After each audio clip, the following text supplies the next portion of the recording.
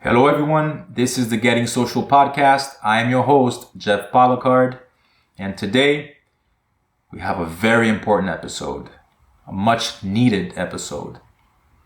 And the idea for this edition originated from a conversation I had with an old friend of mine, Steve Desrosiers, on social media about a topic that keeps coming back over and over again.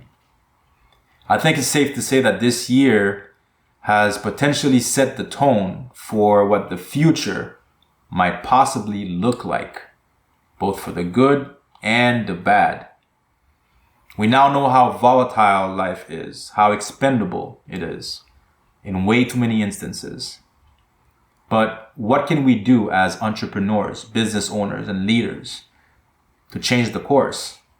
How can we impact our communities, empower people, inspire people, help each other, build each other up, offer our children a positive and loving environment for them to become leaders of their own, attorneys, judges, cops, sincere and hardworking politicians that actually serve the people. These are some of the things we're going to talk about. It's an honor for me to have our guest today, Steve Desrosiers, on the show. He's an historian. He's opened my eyes on so many issues and facts, and I hope he does the same for you. So without further ado, it's time to get social. All right, Steve. Yes, man, so happy to have you here. Yes. How you doing, man? I'm doing good, man. It's a pleasure to finally reconnect. It's been too long. So I'm really, really happy. You have no idea how happy I am to have this moment here with you tonight. Yeah, man, same here. We had multiple conversations on Facebook, so it's great to reconnect. And you actually said, listen, man, this is something that we need to talk about more in depth. And I told you the only way we will talk about this is if you actually my guest, and we made it happen. So thank you for that, man. Thank you. I am honored to be here as a guest, and I'm glad you kept your promise. Yes, sir. Yeah, I saw a couple of series that you've done already with other folks, and I'm like, man, this guy's got something going. We got to take this conversation here. Honestly, man, you've inspired me. I've been a lot more vocal and even just mindful, just to think of the ways that I can make an impact in whatever way that I can. So thank you for that. And we have some history together, 20 years ago, if not more, maybe a little bit more, which does tremendously. But we both musicians, right? And there was a time where we were talking about you possibly joining my band. That would have probably changed history, and you ended up joining Kalimi, which did change history, right? So that's awesome, man. But hey, that's out of control. Folks had no idea that I was almost a member of T-Duz, man. I remember that time you guys were like in my bedroom at my mom's house, and we were like jamming in my room and like talking about what the next steps were gonna be. Oh man, look, I loved your style, man. I think you played such a role, like in that band's takeoff. The initial, the album, and then just the overall vibe that you had, that you brought in.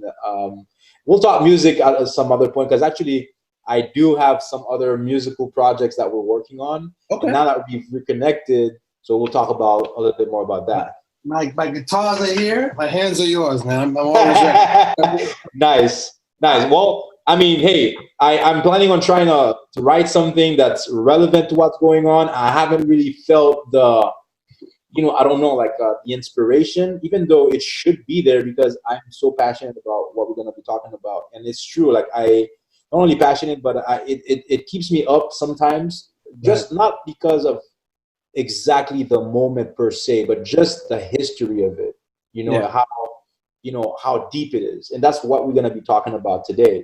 And you, before we even talk about that, aside from music, tell us a little bit about your background and actually why you're the perfect fit to tell us about what you're going to be telling us. All right. Well, I am Haitian, as you guys know. I was born in Haiti, in Port-au-Prince. I'm not going to give away the date because I'm still too young to be as old as I am. So we're going to leave that there. But I basically grew up in Boston, went to school here, went to Boston College. I come from a family of educators, and majored in history. And I've been working for the Boston Public Schools for the past umpteen years. And so outside of music, my other passion is reading books and reading anything I can of history and learning as much as I can about world history, right? And so I'm very passionate about a multitude of issues and what you see on my Facebook page. And the reason that we really enjoy each other's kind of postings on Facebook is because there's a relevance to them. I think we're using these platforms not only to share our passions, but to show our concern for where we think our society needs to go. And we're certainly at least being vocal about, the kind of world we want our children to grow old in. So let me see. Talked a little bit about my career. So I currently still work for the Boston Public Schools. I work for their Office of Advancement. And so we do a lot of work around capacity building for families, ensuring that they get the best outcomes educationally for their children, and then making sure they're part of decision-making in their schools. So that's kind of like my day-to-day. Mm-hmm. Outside of that, I have a bunch of interests. I still tour with the music thing every once in a while. I don't know, is that enough? That's enough, but there's one thing, the history part. So okay. So you have you're a history major. Yes. So obviously that qualifies you for a lot of the things we're going to talk about. Absolutely. All right, man. So I was a history major who actually also went to law school. So Here's the thing that my mother's never forgiven me for. Okay. So I went from history straight to law school on a scholarship. And the minute that Kylie called me with the opportunity, I dropped out of law school. I remember we spoke about that briefly. Yeah. So, I may have left a lucrative political career where I could have, who knows, impacted this very moment. You never know. But anyhow, she's always telling me, it's never too late for you to go back. I'm sure they have your scholarship money waiting for you right there. And look how this played out. Like, had you stayed in Kaimi all over those years, Risha Kabi just released a song called Criminel. Maybe you would have defended him by now. There you go. Man. Let's get right to it. In the intro package, we spoke about how expendable life has become. Is it that people don't value life the same? Is it part of the system? The part of the system that's failing us as a whole? Is it greed? Why do we have such disparity? What is at the root of all this? And that's the point of this conversation today. So let's start at the root. Yeah. So I think for me, and specifically we're talking about Black Lives Matter, we're talking about the death of Mr. George Floyd. And then I'm glad we're having this conversation today because we can see that this is a big problem because this man died a couple of weeks ago. There have been additional deaths, right, at the hands of police. So most recently in Atlanta, I forget his name. Is it Rashard? Yeah, young Black man, 27 years old, sleeping. Yeah, that's right, Mr. Chardon. I think sleeping in the parking lot of a Wendy's, and he loses his life right there. So when I saw that video, of course, you've got to begin to think about the systematic ways we think about life in this country. And for me, the starting point to frame some understanding around where we need to go and how we need to kind of understand this moment is to go back to like the spiritual roots of this issue, right? And so for me, the story, as a Christian, as a not necessarily that I'm going to church every Sunday, but I've read my Bible and I've read the entire Bible. And so I like to frame things in terms of the spiritual essence that we need to confront when we deal with issues like this, right? How do our core values help us understand moments like this so that we know how to speak to our children, so that we know how to steer ourselves, right? So the starting point for me is the story of Cain and Abel. Right? So Cain and Abel were the two sons of Adam and Eve, right? In the beginning of story of Genesis in the Old Testament, Cain was a farmer and Abel was a shepherd. So they were doing the work that they do in life and they would present gifts to God, as offerings of, their appreciation for who he was, right? So Cain always brought, whatever he felt like bringing. Abel, on the other hand, would always bring the best of his flock first and then keep whatever was left over for himself. Cain had an issue with that and eventually winds up killing his brother. He killed his younger brother. So God basically approaches him and says, you know what? Your brother's blood cries out to me. What have you done? And this guy's like, listen, I have no idea. Am I his keeper? Am I my brother's keeper? That you're asking me this question? So you can imagine the gall of this guy, right? But I think when you think about Cain, you also can see what his priorities are, right? So not only is he going to keep the best of his food for himself, he doesn't realize that the source of all he has is up above. He also doesn't realize no matter what it is, he can't take it with him. And he has no fear of his creator, right? He has absolutely no fear, completely self-centered. Cain is punished by God. The thing that's always amazed me about that story is that God doesn't kill Cain in return, and then God doesn't allow anybody else to kill Cain. And so the question for me was like, why? Why would God not just give him straight justice, right? So that everybody could see this. And I think it's because this question is the question that we are left with. Am I my brother's keeper? It is the question that ripples down through Cain's own grandchildren, because he has a grandson who basically also becomes a killer and justifies his killing by saying, since God protects my dad for this, then he also protects his dad, protects me. He protects me sevenfold. So I can kill anybody I want, right? So you can see that Cain in his lifetime probably never learned a lesson, never answered that question the right way, but certainly didn't value his younger brother. He didn't ask God, oh my God, I'm so sorry Abel's dead. He said, oh my God, just make sure nobody kills me, right? That was his big concern. His grandchildren turned out the same way. So for me, I look at that question as the question that all of our generations, all of our children have to answer, right? Am I my brother's keeper? Me, the intelligent guy, the guy with the college degree, the guy with whatever, the guy who happens to be the white police officer who has power, who has a gun. Why the hell should I care about some worthless Black person who my constitution says is 3/5 of a person, right? And for me, that story teaches me where God's investment is, right? God wanted Cain to realize the value of material things, right? What's the big deal? You give me the best of your fruit. Am I not going to give you more? Of course I am. Am I not the one who's the source of all you have? Of course. But you killed the thing that I thought was really important. I gave you a brother. I can't just give you another brother like that. And you killed him. You showed me that you don't value him at all. And so the question is there for us to wrestle with. It was there for Cain to wrestle with for the end of his life, probably. And he must have not wrestled with it well because his grandchildren turned out killers, right? And so it's important for us to understand stories like this and to frame things on a spiritual level so that we understand what is at stake. You can't bring back a life. You don't know the potential of one human life. You don't know the value of one human life, right?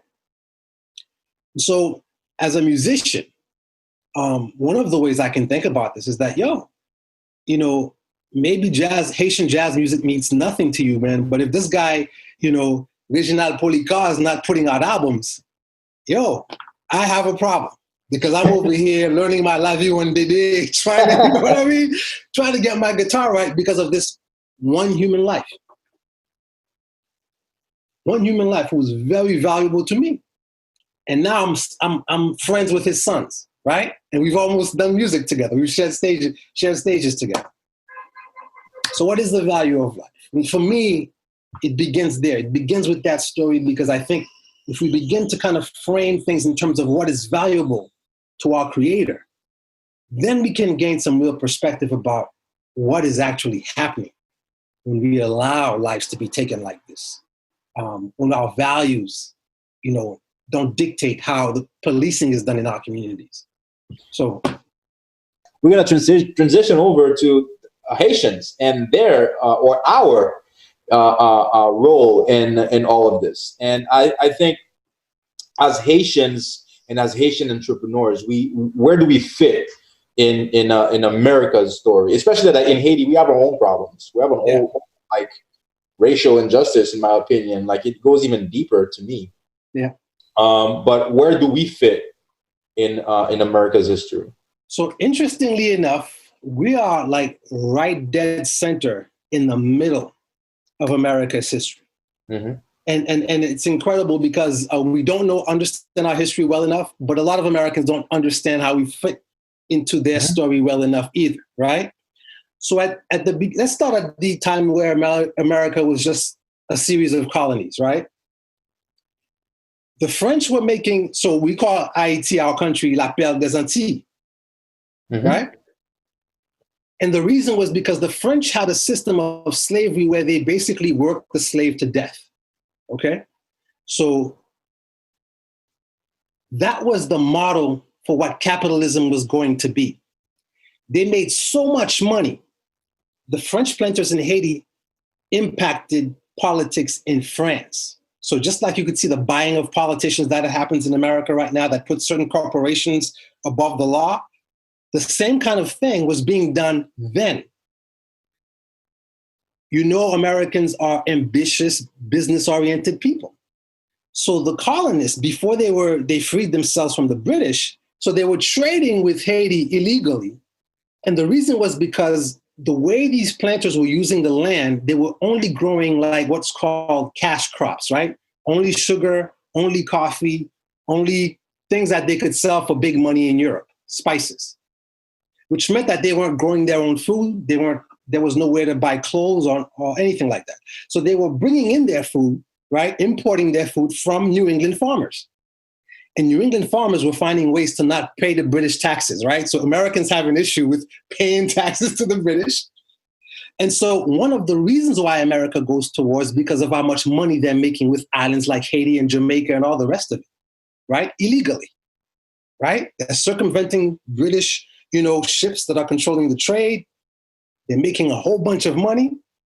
And it's because of the kind of slavery that's being practiced in Haiti. They're working these men to death. So they're not trying to feed them enough. They're not clothing them. That's what it's called, right? That's what the name of the game is. This is basically a very rough version of capitalism. And that's where the American idea for capitalism comes from, right? The idea of scale, the idea of doing things on a global basis, providing for a market. Those are French ideas that Americans take on, right? So that's one thing to understand about why the American Revolution was fought in the first place. It was just how powerful and wealthy, how much money there was that this one little sliver of an island, half an island was making, right? Because Haiti was only like half of the entire island of Hispaniola. The other half of Haiti was being managed by the Spanish, but what the Spanish were after was gold, right? They were after like minerals and all the rest of that. They weren't cultivating the land. They didn't see value in land management. Completely different system from the French system, and the French were fabulously wealthy. The French were so wealthy that they basically owned the bigger chunk of America. And if I can, do I have power to share my screen with you? Really Absolutely. Quickly? Okay. So for those of you who are going to be watching this, are going to be able to see those graphics. So this is the history. This is the teacher in me right now, right? This is the Prezi that I use to talk about Haitian history and to connect Haitian history to American history. So here is a picture of Jean-Jacques Dessalines, and here is a picture of America, right? And I'm sorry I can't get it to be bigger. But if you look at the orange part of this picture here on the map of America, at the time before 1803, this is what America is. It's 13 small colonies with no power. That's what it is. The French own the green portion here. Do you see all that land over here? Yep. That is what is called the Louisiana territories. It's not just Louisiana, right? Mm-hmm. So that speaks to just how much power the French had. And of course, the French basically owned the rest of Canada, right? So just think about how much money this small little piece of the Caribbean made for one superpower. The rest of America belongs to Spain. So this orange section right here belongs to Spain. So one of the great consequences of the the liberation of Haiti in 1803 by Jean-Jacques Dessalines is that Napoleon has to sell off all of this land to America really quickly because he invested so much in trying to defeat Toussaint's guys that he spent way too much. He overextended himself. Too many wars going on. He thought he was going to win Haiti really easily. He was wrong. And those losses wound up to him having to give up all of this territory to America, right? That is because Haitians were willing to fight 3 superpowers to liberate Haiti. They fought the French off, then they fought the Spanish off, then they fought the English off, which shows you the kind of power and the kind of money that Haiti was making at the time. And how America directly benefits from that. So America is getting its ideas and business from the French. America is learning how to treat Black people eventually from the French, because Southern planters in the South of America are learning how West Indian planters are controlling slaves and dealing with slave rebellion and all the rest of that, right? The third gift is that America by 1803 is automatically going to become a superpower in one fell swoop. We win that battle, France has to sell all this territory, America is doubled in size. And now it's going to start making serious money, right? Not necessarily from the slave trade only, but they're going to people this land, they're going to start industries, they're going to start businesses and all the rest of this, right? So we're very much tied into the success of this country, period. Period, from beginning to that point. Now, America as a musical center of the world and how it relates to Haitians. Frenchmen who slept with Black women and had babies by them did not disown those babies. They educated them. They were called Creoles. And they had the choice of either living in Haiti or in Louisiana. Because if they had a rich father, that father probably owned a plantation in Haiti and also had land holdings or additional plantations in the French part of America, right? Does that make sense? That makes sense. Okay. So now these French fathers recognize their sons and daughters. They don't give them political power, but they do educate them. And one of the ways in which they educate them is they educate them in music. Do you see where I'm going to go with you here? Oh, this is. You see where I'm going to go with you here? Yes. So because planters in Haiti are not going to sit there and entertain themselves, they're going to send their sons and daughters to learn the arts in France. They come back to Haiti and they become teachers, whatever, but entertainers and musicians too if they want, right? These are the heirs of really rich fathers. In America, the ones who live in America are teachers of music to white students. These Creoles, who are highly trained musicians, right, are teaching music in this area of America to white students. Eventually, America establishes the Jim Crow laws, right? After the Civil War, they say, you know what? We don't want any mulattoes around our white people at all. You're either all white or you're all Black. And even if you have one drop of Black in you, we don't want you around us. So what begins to happen is that these Creoles who had access, who only wanted to kind of, relate to white Americans, now have to teach Black Americans music in order to survive, right? And this is basically going to lay the groundwork for jazz music. This education is what is going to lead to the establishment of jazz music eventually in America. So it's deep. The Haitian connection, contribution, in essence, in America is deep, right? So when we ask ourselves these questions, do Black Lives Matter? Keep answering that question. Keep answering that question as I share this history with you. If I kill one person, is it a big deal? You don't even know who you've killed, right? That's like deciding, well, I'm going to kill Wynton Marsalis. Is that a big deal? Oh, maybe. Maybe not to you, right? Yeah. But these guys are going to be the ones to teach, a generation of musicians who are going to establish ragtime music. So folks like Jelly Roll Morton, and these guys who also had branches of their families who were great musicians in America and also great musicians in Haiti, right? Yeah. So I'm going to take it one step further because it might be too overwhelming. When French planters began to leave Haiti because the revolution was successful, one of the places they went to was Cuba. And Cuban high culture and music is a result of this French standard that they actually have. Now they're going to blend this French culture with Spanish culture in Cuba, but the beginning of the Cuban sugar economy happens because of the Haitian Revolution.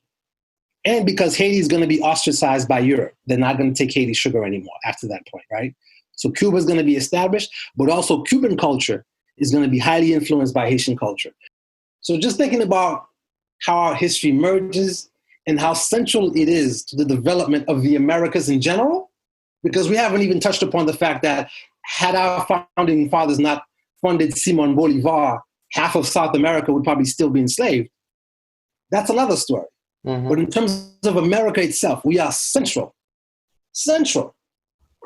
to the success of this country as a superpower in the world.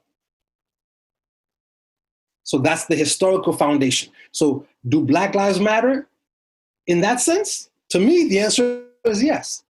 What is the value of one Black life? Okay, well, tell me the value of the life of Toussaint Louverture. Tell me the value of the life of Jean-Jacques Dessalines. If these are the guys that you erase from your country's history, you've lost a whole lot. And so if these guys are here killing people indiscriminately in America, George Floyd and Rashad and whoever else, you have no idea what you've done. You don't know what potential was housed in that life, right? You don't know what gifts that person was supposed to cultivate to bring some aspect of humanity to another place. So to me, that's how I like to frame the historical part of the discussion. What do you think? Wow, man, I don't even know where to begin. Like first, not only the implication of us Haitians, for the success economically, of the US, but then the music part, although I think it's probably the most obvious. I've had the chance to visit New Orleans. And one of the best experiences I've ever had, to be honest with you, music, food, culture. Actually, ironically, the first guy, the taxi driver, the first guy that we met in New Orleans, and that was for my what do you call that? My honeymoon. Wow. Awesome. And the first guy was Haitian. Like he wasn't Haitian born. It was a descendant. Right. And I knew it from his name, and I saw his tag. Right. I started talking to him in Creole, and he laughed, and he's like, "Yeah, you probably saw my tag. I do have a Haitian name. I don't speak Creole. Like, I speak a little bit, but I don't speak Creole." That's right? it. That's it. I'm bro. like, oh man, this is great. What a great start, right? And because now I started realizing, I said, man, this is how deep this thing is. Like, as far as Louisiana, New Orleans, our involvement in the development of that culture that's so rich. So I go there, right? And now the architecture. Like my wife doesn't get it because my wife hadn't been to Haiti yet, but she got it. I took her to Haiti. Huh? Yeah, I took her to Port-au-Prince and Cap-Haïtien. Yes. I did. I took her to Cap-Haïtien. One of the reasons because of that. Listen, when we go to Cap-Haïtien, you will see exactly what I mean.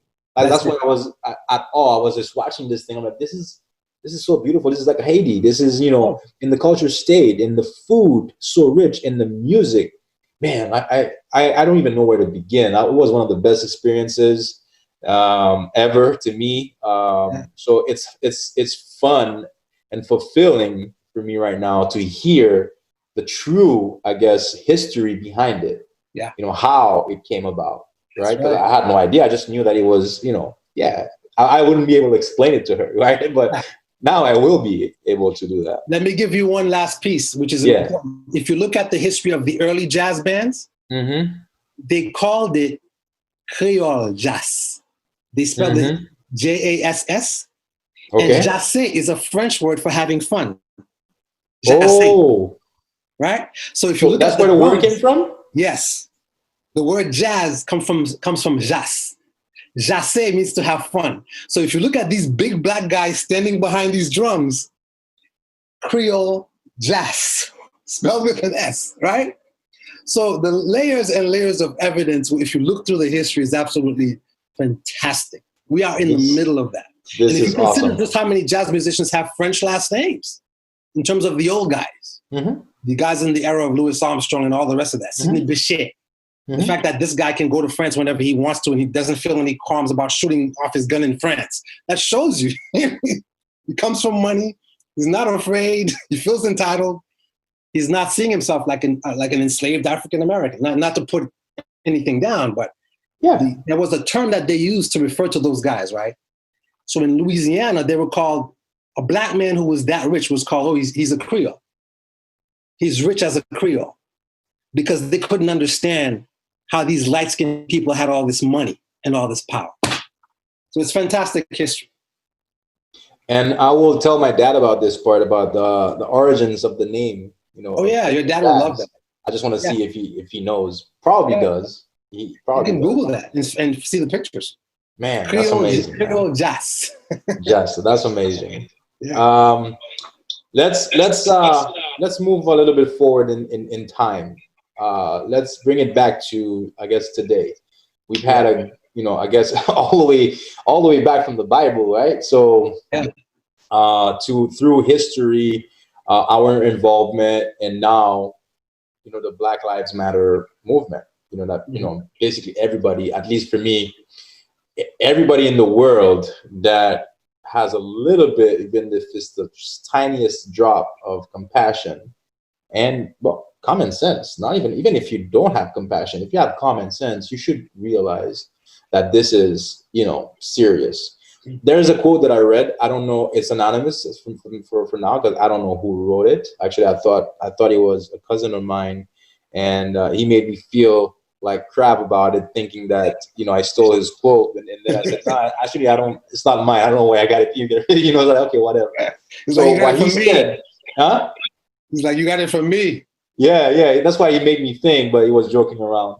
But it says, saying that Black Lives Matter does not mean that all lives don't matter. But when Black lives don't matter, all lives can't matter. And I mean, if anybody in the world, I think my 5-year-old son could understand that. It's logical. We're not saying that Black lives are the only lives that matter. Right. As a matter of fact, we're just saying that we are the only lives that don't matter. Exactly. Think about it. Yeah, that's what it actually means, right? Exactly. So, what's your take on what's going on now? With we're kind of past the riots, at least, honestly, and this is completely honest. I don't watch the news anymore. I have no idea what's going on. There could be riots right now in downtown Miami. I probably would not know, honestly. I might learn from it on Facebook, right? Or maybe local news that sometimes I do watch sometimes. Right. But so I don't even know where we at right now in that. I just know that this past weekend, again, I mean, we're right in the middle of this, and then something else happens. And I heard about something. I don't even know if it's true. I didn't see that in the news, but the hanging of two black men. That's right. That they are so far saying it's suicide. Their families are not having it. I'm not gonna say much about it because I have no idea. But to me, sounds fishy. I mean, it's a huge coincidence. I mean, if I wanted to do a suicide thing, I wouldn't find the most painful way to do it, right? Not only that, this is in two people too. I mean, I know. Right. So yeah, there's something going on, right? So share with us your take on what's going on, the protests, the riots, the politics behind it, right? The racial injustice. And the whys. We need some answers. Nobody has them, but share your thoughts with us. Absolutely. Well, when I look at the word Black Lives Matter, one of the ways when I speak to younger people about it who are kids, and when I'm doing in the course of my work, sometimes a discussion will come up. I try to have them understand is like what people are saying is that Black lives matter as well, and as much as anybody else's life. Mm-hmm. Because we're the only ones who are consistently losing our lives, right? Mm-hmm. That's just life itself. We're also the only ones who are consistently, not around good schools, being discriminated against, not getting the loans that we need to refurbish our houses or even buy houses, being given the worst of loans, right? So in so many ways, discrimination in this country is saying to Black people, your life, no matter if you can have a PhD, you can have whatever level of education you want. We're going to prove to you and show you that when it comes to Black or white, your life does not matter. So Black Lives Matter to me is getting society to agree that, listen, our lives matter as well. That's what it says to me, as well as all of the other lives you can protect. Because we've seen where police, they, for the same offense, will restrain a white person, but will end up killing a Black person. And killing them over what? George Floyd, it was over, maybe he had a fake $20 bill. So he's a Black life worth $20, right? Previously, it was the guy who was selling, he's selling cigarettes on the street corner. Take his life for that. A young child, Tamir Rice, is playing with a little gun in the street, right? Take his life for that. He's a brown person, he's a Black person, has no value. We will protect you in the courts. You don't even have to worry about consequences. One of the things I want you to notice is that how many Black men have died since George Floyd, right? So it's almost like the police and the legal system is saying, no, we're so sure about the fact that we're going to bounce back from this, that there are no repercussions from us, that we're going to keep doing it. Remember, the Ferguson protests were about, 4 or 5 years ago at this point? We can't even count how many Black people, men and women and children, have died since then. Right? So there is definitely a message that people who are paid to protect, to enforce our laws, who are protected by laws that we're supposed to trust as well, they're using those laws to take our lives in a way that, in numbers that they're not taking anybody else's life in this country. So all Black Lives Matters is saying is that our lives matter as well, I think. When we look back at the way the protests were covered, right, there was this whole thing over violent protests versus nonviolent protests. People who were burning versus people who were just silently marching, right? One of the things I noticed was that no matter how they were protesting, the police came out there in battle gear, war gear, ready to do war with 17-year-olds and 15-year-olds who came out to protest, who were not armed. That's one. Second thing, okay, these guys are burning up property and all the rest of that. And again, it brings us back to that central question over whether or not a human being is more valuable than a piece of material, right? And it's a question we all have to grapple with. Any one of those buildings that got burned down, smashed up in this country is insured, like my car's insured. So if you went and busted up my car right now, I'm not worried about it because I know insurance is going to give me a better one. It might even work out best for you. Exactly. So what are we talking about here? I kind of looked at the violent part of the protest as these kids want everybody to pay attention. This brought some people to pay attention to this conversation who might otherwise not have paid attention. Mm-hmm. It forced you to look. And it was interesting to me that it was a lot of times white kids burning up the cars and burning up the businesses. Why? Because those were probably their parents' businesses. They probably knew who the businesses belonged to. But it's a way to bring their parents into the current conversation. And people who are right now, or at least at the time, are hiding in their Hollywood mansions waiting for the protesters to go away so they can go back to making their money. Right? Because they don't care about the fact that many George Floyds have died. They're okay.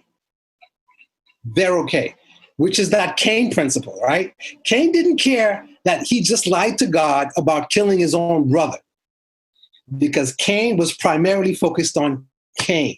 Am I my brother's keeper? Dude, nah, he died. I'm alive. Protect me. I'm alive. And so to me, it's forcing this question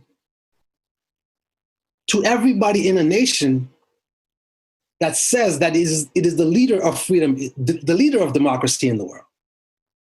It professes to be the nation that stands for life, for liberty, for happiness.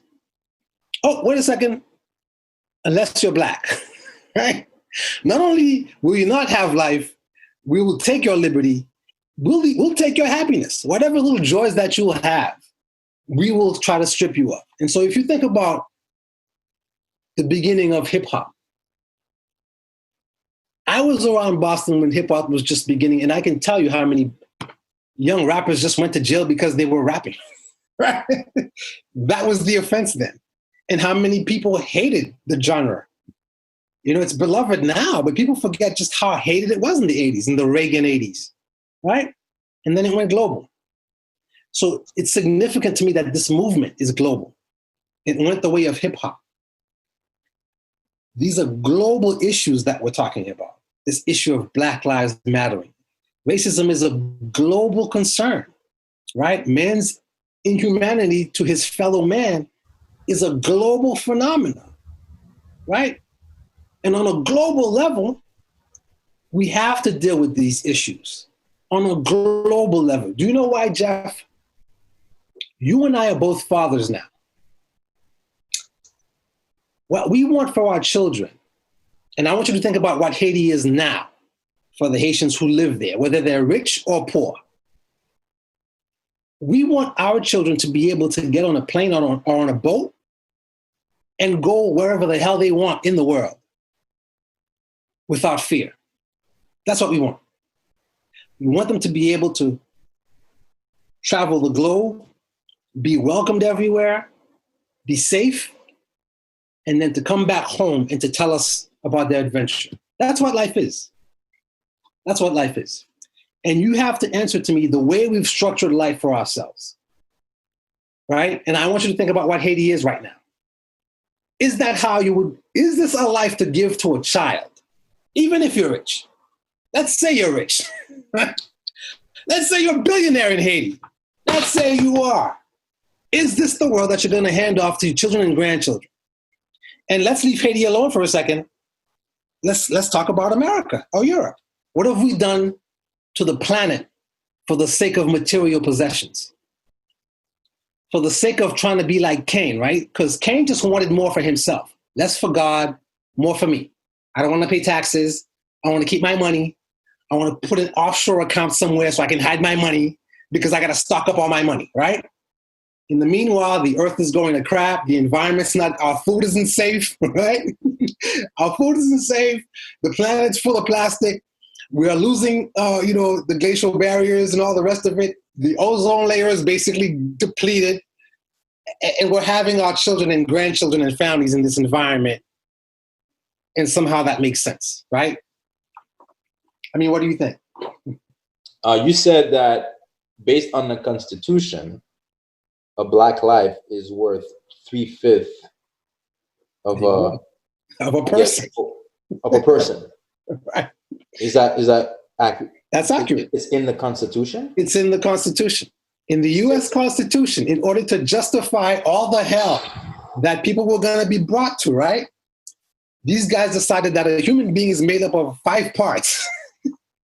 And white people constitute 5 parts of 5 parts. So they're closer to God. And then Black people are 3/5 of a person. So they're not really fully human. So it's okay to rape them, take their money, not give them education, whatever, because they don't feel like real human beings do. We're real. They're fake. We'll take their blues music. Yeah, we'll enjoy that. We'll take hip hop. Yeah, great movies, whatever. They know how to dance. We'll enjoy that stuff. But they're 3/5 of a person. So they're not really real people. That will help you understand lynching, actually. And why, at a time that we're talking about, very recently in this country's history, what you did on a Saturday night for fun was go chase down some Black guy and hang him. Or if you thought that some Black family had too much land and they were acquiring a little bit too much property, you basically went, you planted a cross on their lawn, you burnt it, and then you chased them out of town and you took their stuff. That's a tradition in the South called stripping. So if you as a black man still manage to find a way to buy property, own land, and become successful, the thing that could happen to you in the South is that they'll run you out of town. What we had in Haiti was a situation where we had le code noir. So with the code noir, you had color gradation. So you had specific rights depending on what specific color you were, right? Away from white or closer. So in America, they did something with, fractions. A whole person is composed of 5 parts and a black person is 3 of those parts. So real human beings are 5/5 and the black person is 3/5. So you almost want to ask the mathematician who figured this out, what are you counting, right? What in the world are you talking about? But what it does is it legally, on a legal footing, because it's in the Constitution, right? It allows plantation owners to get away with rape, right? Killing, working people to death. And of course, the policing tradition in America is a family tradition, right? So father is a police person, his son follows, it's a family thing with policing. The history of policing is really deep in the South, right? So imagine these guys who are there to enforce the law, to uphold the Constitution. And this is what the Constitution says, right? It's embedded in the Constitution of a land that's supposed to stand up for life, liberty, and happiness, right? This complete dichotomy, this complete split, right? And it's all in this question that hasn't been answered, that we have to answer. Am I my brother's keeper? That's not my brother. That black dude over there? Right? He's 3/5 or something. But he plays some good jazz music. I'll take that. Right? Go ask Eric Clapton whether he thinks Robert Johnson is 3/5 of a person. What about Louis Armstrong? Is he 3/5 too? Right? And so you just think about the madness that is driving some of the thinking, all of the policing. Because we're seeing all of these men either getting hanged or killed by police or pepper sprayed or coming into a peaceful street protest with riot gear. And so we have to, as a society, ask ourselves some questions, right? Because we pay taxes to this government. Do they owe us something, right? Do we need to make sure that we're being respected as heads of families, as citizens, as concerned citizens? Because the answer to the question for me is, am I my brother's keeper? It's yes. Nothing to do with somebody's color, nothing to do with whether or not they believe what I believe, right? Play the instrument that I play. No, this is a person, whatever magic allows a human being to be on this earth. But here's something I tested, Jeff. When the worst of the rioting was going on, the people who the newscasters were calling were the artists, right? The people who maybe they're wealthy, maybe they're successful, but they're not Warren Buffett wealthy. They're certainly not Epstein worthy. Why wouldn't it be that at a moment when your entire country's in crisis, that the wealthiest people, the Jeff Bezos of the world, the Warren Buffetts of the world, you who have benefited from not only American education, but American capitalistic structure and all the rest of it, you're part of Wall Street, you have nothing to say when your country's burning down? You have nothing to say, and you want Dave Chappelle to appear and make an appearance? You want, these guys were calling for Barbara Streisand, all kinds of stars to be the ones to say something so that the protesters could go away. What they're not doing, and the people who are not volunteering to say a word, are people like Jeff Bezos, Warren Buffett, right? Where are all the gazillionaires and millionaires who went to the top colleges, the top graduate programs, who are making the top money, who are Wall Street's darlings? They're always on the news for anything else that has to do with anything. But their country's burning down, the place that allowed them to, the place where their mansions are, right? The place that gives them the tax cuts, where they get their private jets cleaned, that place is burning down and they have absolutely nothing to say. They are nowhere to be found and they have nothing to say. What does that say?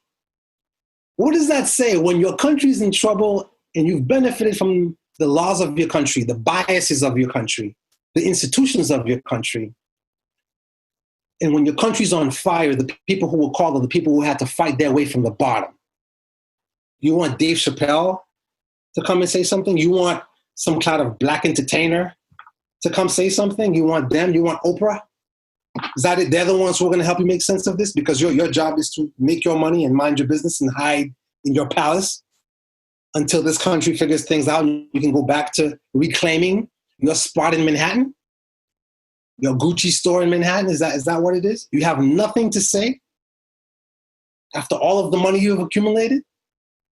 And that's why, to me, it's an empty, those are empty riches, right? You're not even a patriot. You're not there. I sent out my agency and my team and we sent out a blog this morning.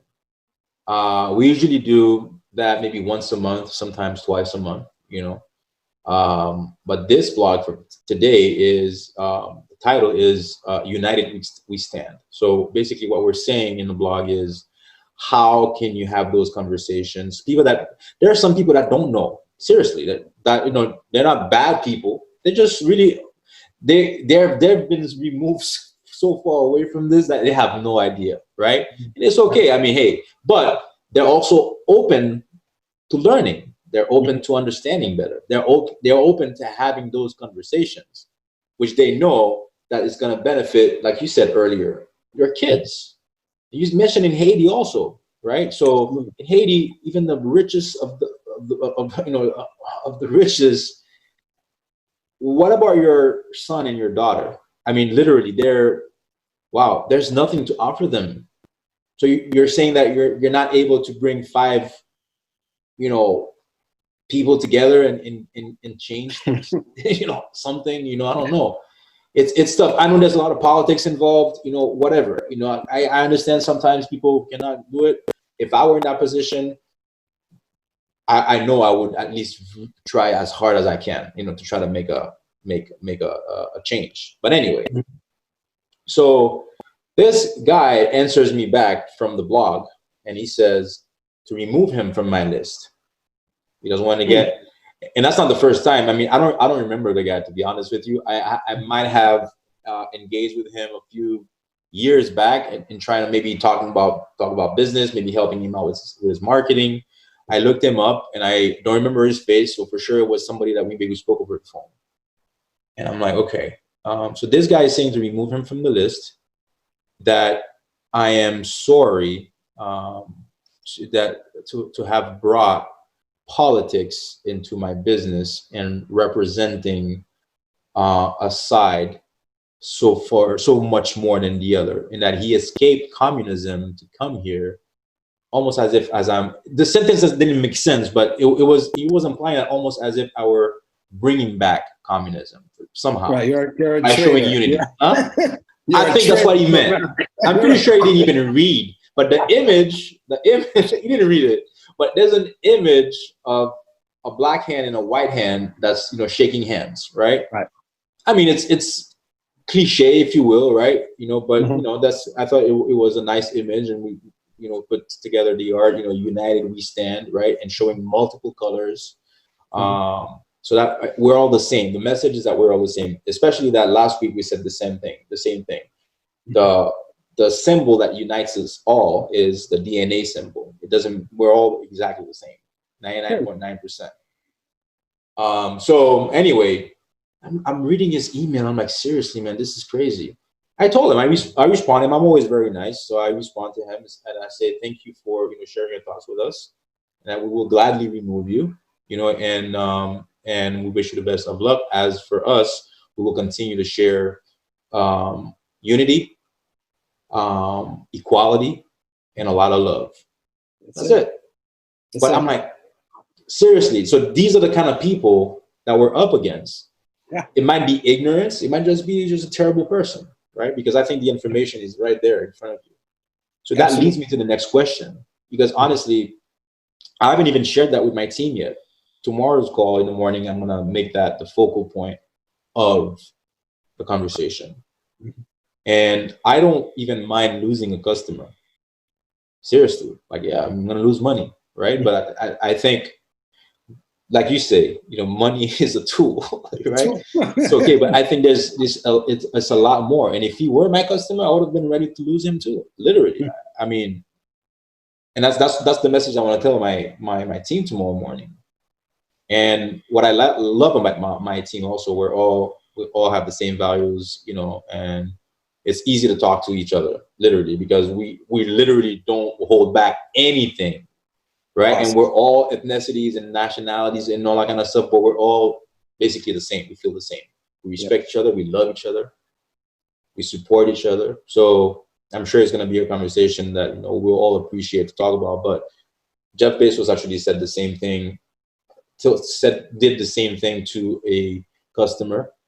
I don't know if it's a publicity stunt or not. Maybe. These guys, they're super, super smart. Everything they do is calculated. Whether it was calculated or not, that's the right thing to do, right?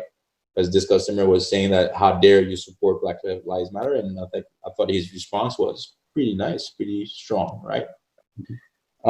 So the last question, all of that for the last question. As entrepreneurs, as influencers, leaders, we all have a voice. Obviously, we all have different platforms you can use. Back in the day, it wasn't the same. Right now, one tweet, one Instagram post, one Facebook message could be seen by millions, billions, pretty quickly. But as entrepreneurs, again, and business people, leaders, influencers, we have a different role in the 21st century. This is something that's actually the conversation that we had, not a conversation, but a short discussion that we had that brought us here on this podcast. I wanted to make sure that we talk about that last. Yeah. We have a different responsibility. And the LeBron James of the world also that are, doing a lot more than shutting up and dribbling, right? He's actually doing a lot more than that, than all of them that was telling them to shut up and dribble. So he's definitely not shutting up and doing a lot more than dribbling. I am not shutting up either. I'm doing a lot more than marketing. And I not to the same level, but whatever. Even the conversation that I'm having with you now, I had a similar conversation 2 nights ago. Same thing. Just to talk about it and just to try to see if, we can bring some light, to certain situations. So what are your thoughts, your closing thoughts? I know you touched on some of it already, but what are our responsibilities as entrepreneurs of the 21st century? Fantastic question. Thank you for it. And thank you for framing it the way you did, because I love the fact that you're attempting to bring it into a humane and wholesome frame. Mm-hmm. And I think that the example that any entrepreneur can take is to look at the average LeBron James, right? He doesn't, he could be like, listen, I'm fine. I have all the money in the world. I have a great career. I am LeBron James. I don't have to go build a school, right? But he doesn't. He does it because in the 21st century, his success doesn't mean anything when his society is struggling with racism, with poverty, with healthcare issues. It's just, when you know that the average wage in the community that you grew up with is still $8 an hour for minimum wage. We have come from a tradition that says, look out for yourself, don't care about anybody else. That was certainly what was practiced on the slave plantation in Haiti. It was the practice in the American plantation here in America. And it's certainly what the corporate plantation is about. You look out for yourself, you make sure you get the highest salary, you look out for self. We have to also look at the results of that kind of thinking, right? Not only do we have tremendous wage inequalities, we have tremendous insecurity for most of the people of the world. I think a 21st century entrepreneur has to question the basic foundational philosophies of money makers and money making and capitalism, right? So ideas like laissez-faire, what does that mean? Laissez-faire, a French word, right? Mm-hmm. Which shows you again the connection between the influence of the French planter on the American system. Mm-hmm. Let me do what I want. Let me take advantage of the person who doesn't know law. Let me put that person's child in a labor camp and make them work for me too for the rest of their lives. Do you know that the United States was also the place where child labor up until like the mid 1920s was permissible, right? So young children working in labor camps or working in coal mines right alongside their families so that people like Rockefeller or whoever could make their money. Is that the world that you want to continue? Or can we really not start to think about our talents in a different way? And the different way is this idea of a win-win situation. The entrepreneur is lucky enough to have been born to the right family, right? The right education, the right breaks. You belong to a network of people who are brilliant. You have amazing reach and access.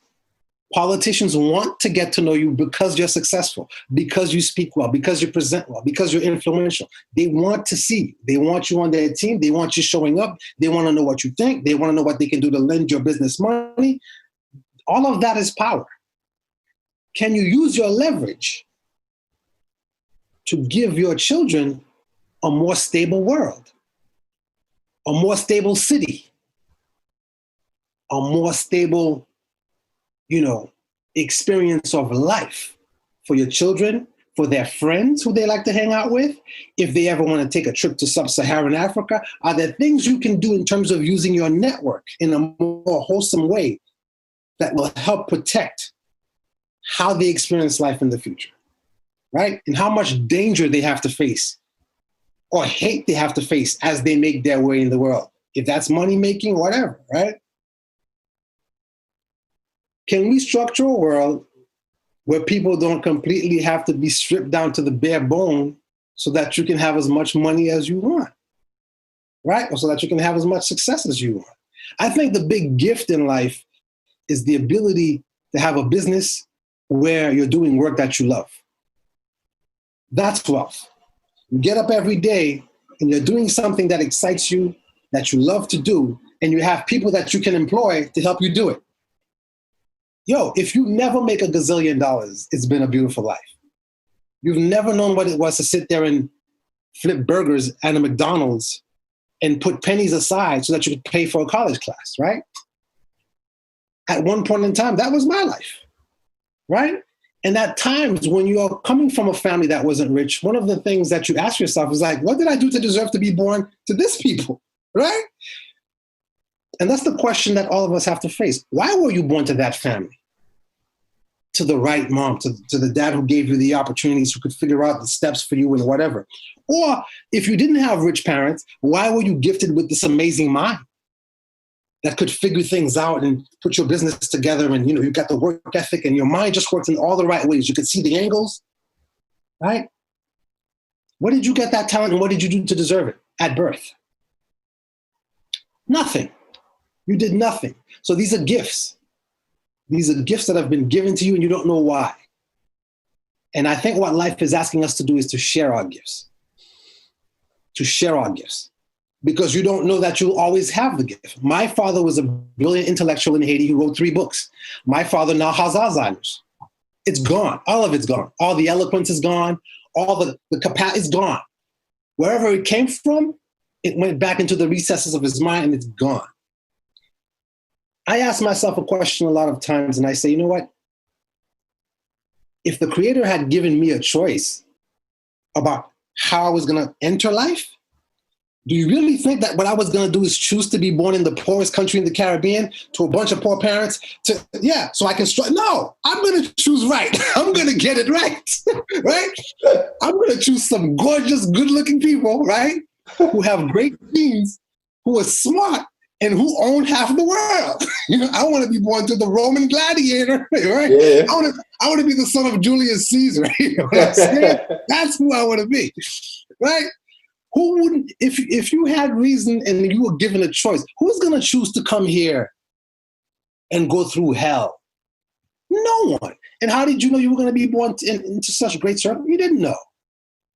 Be humble before that when you think about how you're going to use your great gifts, how you're going to use your great intellect, how you're going to, right?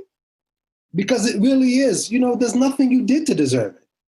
You found things here. You found your intelligence. Yeah, you cultivated it, but then your mind, in your sleep, your mind was like working it out on its own, right? You woke up and you were 10 times smarter, right? Because you had committed to a routine. But that's all you did. The magic is happening up here, and somebody else designed the laws by which that magic works.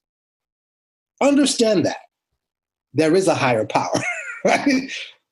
That when you're sleeping at night regulates what your body does. That doesn't rely on you. There's so much that doesn't rely on you. You should be humbled before those things, right? Yeah, you. There's no effort whatsoever on your end to take care of what needs to be taken care of while you sleep. Nothing. And when it's time for it to go, it will go whether you want it to go or not. Mm-hmm. We can go to a place as entrepreneurs where we question the basic philosophical values of the ideas we've been sold.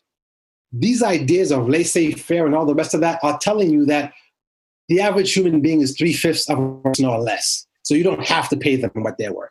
You shouldn't pay them what they're worth. You're worth everything. You got the big idea, so you take all the money.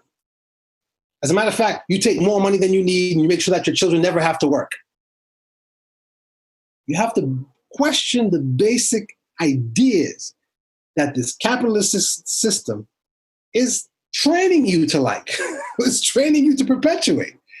Because it's a version of a human being. It's selling you a version of what a human being is that is as bad as what the French planters were doing in Haiti, which is, yeah, we're going to work them to death. They're worth nothing. And we don't care if they die young because there's plenty more to come, right? We got plenty of workers who want jobs. We're going to pay them $5 an hour. We want them to think that $50,000 a year is a lot of money, right? Even though they can't even buy a house with that. We're going to keep them in perpetual debt. So to me, I have to ask myself if I want to be that. If there's if that's the price I want to pay to own the world, to own stuff that I can't take with me at the end of it all anyways.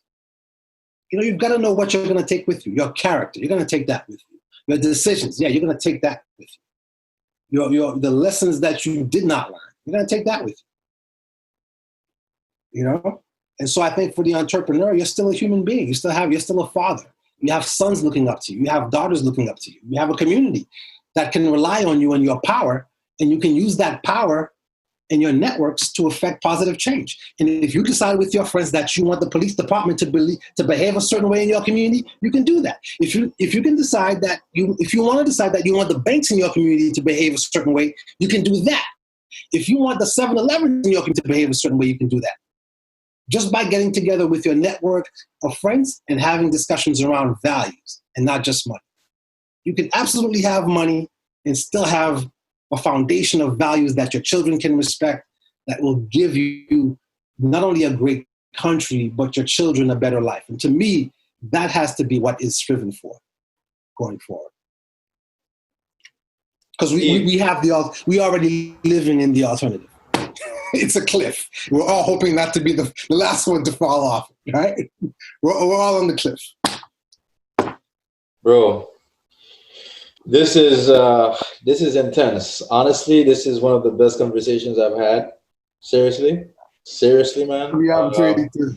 I feel like I want to talk to you even more. Like I want to pick your brain more. I want to go to Boston now and have lunch with. No, seriously, man. Have lunch with you, dinner with you, or whatever, and talk some more. And maybe play music. Literally, man. I feel everything that you just said right now. But the way that you express yourself, that's your gift. I think you should literally be. Well, I'm sure the guitar is also your gift, right?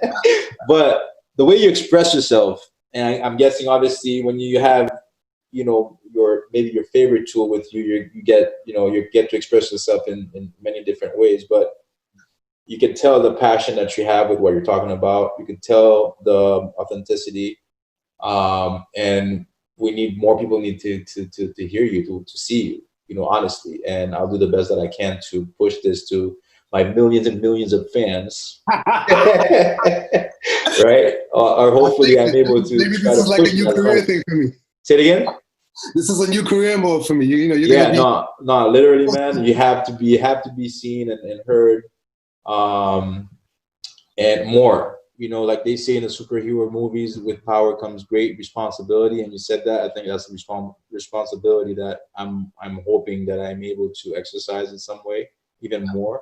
As much as I can. So that's it, man. I want to thank you for the time. Like I said, I think anybody here listening to this or watching this is going to benefit greatly, whether it's you're an entrepreneur, a leader, or whatever, a mother, a father. These are things that we should be talking about a lot more. And I'm happy we had this conversation, man. And yeah, until next time, we'll have more conversations for sure. Absolutely. I'm looking forward to it. And let me thank you very much for this blessed opportunity. All right, man. Thank you, man. Have a great night.